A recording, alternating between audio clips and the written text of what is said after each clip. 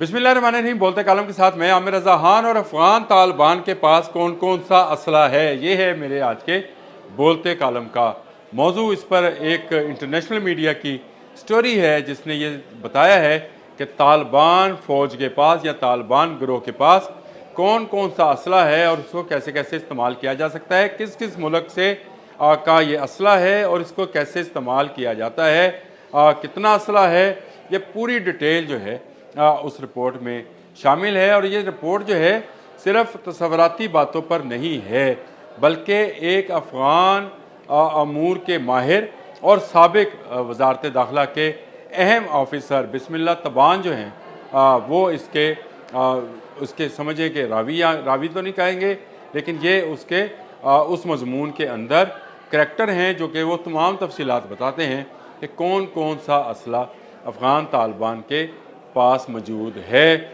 और उसको वो कैसे इस्तेमाल करेंगे। ये देखें, सबसे बड़ी बात तो यह है कि दुनिया की दो सुपर पावर्स रूस और अमेरिका अफ़गानिस्तान में रहे हैं और भरपूर असले के साथ रहे हैं।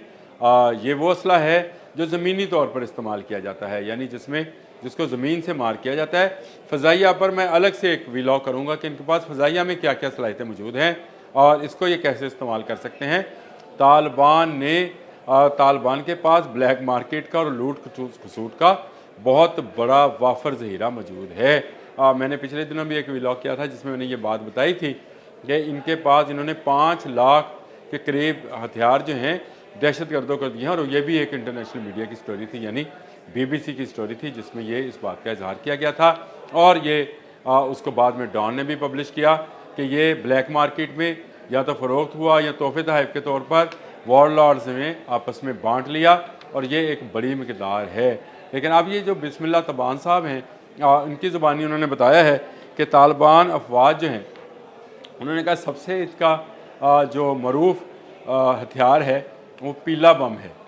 पीला बम क्या है ये मैं आपको आखिर में बताऊंगा कि पीला बम ये किसको कहते हैं। और कहते हैं कि सबसे मौसर हथियार इनका ये है जिसको ये पीला बम कहते हैं। उनके मुताबिक हल्के और कम फासले तक मार करने वाले हथियार तालिबान के पास मौजूद हैं। अफ़गानिस्तान में 20 सालों तक अमेरिका के खसूसी इंस्पेक्टर जनरल बराए तमीर नौ ने 16 लाख हल्के हथियार अफ़गान फोर्सेस को दिए। इनमें कलाशनकोव थी, अमेरिकन M16 थी, M4, M29 यानी लाइट मशीन गन जो थी ये मौजूद थी, जो कि अफ़गान फोर्सेस को इसलिए दी गई कि वहाँ पर जो मुख्तलिफ ग्रोह काम कर रहे थे मुख्तलिफ इलाकों में, मुख्तलिफ वॉरलॉर्ड्स जो थे वो तालिबान और अमेरिका के ख़िलाफ़ काम कर रहे थे, तो इन फोर्सेस को वो दिया गया। ये आप यूँ समझे कि अफ़गान हुकूमत जो मौजूद थी तालिबान से पहले, उसके पास जो सिक्योरिटी फोर्सेस थी यानी पुलिस और फ़ौज, उनको ये हथियार दिए गए थे और इनकी टोटल मकदार जो है 16 लाख है। इसमें से 10 लाख हथियार जो हैं ये अफ़गानों के हाथ में लगे और जो उनके पास मौजूद हैं। इससे पहले जो रशियन असला छोड़ कर गए थे ये भी इनके पास मौजूद था। इसमें जो हैवी असला है जिसको ये तो लाइट असले की मैंने बात की थी, हैवी में इनके पास ये M2 पीका और M24 ये हैवी मशीन गन्स हैं। पहले लाइट मशीन गन्स की बात की थी। Grenade launcher 7 RPG 84 rocket launcher और एंटी टैंक मिसाइल मौजूद हैं। इनके बाद नाइट विजन चश्मे और लेज़र लाइट्स गने जो हैं, जो कि लेज़र के साथ निशाना बांधा जाता है। फिल्मों में अगर आपने देखी होंगी तो लेज़र के साथ जो निशाना बांधा जाता है ये इनके पास मौजूद हैं। इसके बाद पेंटागन के मुताबिक जो भारी असला छोड़ा गया था यहाँ पे अफ़गानिस्तान के अंदर जब अमेरिकन जा रहे थे, तो 122 mm की तकरीबन, जिसको D30 कहा जाता है, तकरीबन 100 के करीब तोपें मौजूद थी। 135 मिलीमीटर की चंद तोपें जो थी वो भी अफ़गानों के हाथ लगी थी और रूसी ZT-22-3 ये भी तालिबान के हाथ में यानी उनके असला खाना में ये मौजूद था। और जो पिछले साल फ़ौजी परेड हुई थी, आपको अगर बगराम के एयरपोर्ट पर फ़ौजी परेड देखने का मौका मिला होगा तो उसमें स्कर्ड मिसाइल जो शायद रूसी मेड थे वो थे, R-17 था, अल्ब्रोस 30R ये मिसाइल थे। ये 300 किलोमीटर की रेंज का मिसाइल है और ये 300 किलोमीटर के अंदर जो है तबाही फैला सकता है। लेकिन इनमें चलाने की सलाहियत कितनी है, अहलियत कितनी है, ये बाद में बताता हूँ। ये भी बताता हूँ कि ये मिसाइल अगर चलना चाहेंगे तो चलने नहीं दिए जाएंगे। वो एक अलग से वीलॉग है कि इसके लिए इंटरसेप्टर्स जो हैं अब बहुत आगे निकल गए हैं। ये बहुत पुरानी टेक्नोलॉजी है। यह टेक्नोलॉजी जहाँ पर मौजूद है, यहाँ से उड़ने से पहले ही तबाह की जा सकती है। फिर लूना मिसाइल्स हैं जी, ये 35 किलोमीटर तक की रेंज के छोटे मिसाइल हैं। फ्रॉग 7 भी इनको कहा जाता है। फिर आर्गन मिसाइल हैं, ये 6 किलोमीटर की रेंज के हैं और ये इनमें से बहुत सारा असला जो है 3 दहाइयों से यानी 30 साल से इस्तेमाल ही नहीं हुआ और इनकी कैपेसिटी और कैपेबिलिटी कितनी है ये नहीं पता। देखें, बंदूक चलाना और चीज़ है, मशीन गन चलाना और चीज़ है। आपने अनलॉक किया, ट्रिगर दबाया, चल गया। लेकिन मिसाइल चलाना और मिसाइल्स को ताककर निशाने पर लगाना ये बिल्कुल एक डिफरेंट गेम है। इसमें तालिबान जो हैं उस तरह से तरबियत याफ्ता नहीं है। तालिबान बिस्मिल्लाह तबान कहते हैं, गुरिल्ला वारफेयर के माहिर हैं।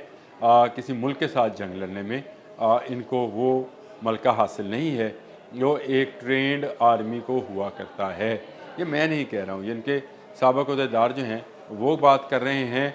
और एक अहदेदार ने तो नाम लिए बगैर ये भी बताया कि इनकी कैपेसिटी ही नहीं है कि ये फ़ज़ाई हमलों को रोक सकें। तो ये तालिबान जो आज पूरी दुनिया के लिए एक मसला और खुसूसन पाकिस्तान के लिए मसला बनने की कोशिश कर रहे हैं। इनके पास जो असला है वो 20-30 साल पुराना असला है, जो यहाँ रशियन एज में यानी वो तो 40 साल पुराना होगा, 30 साल, 40 साल, 35 साल पुराना होगा।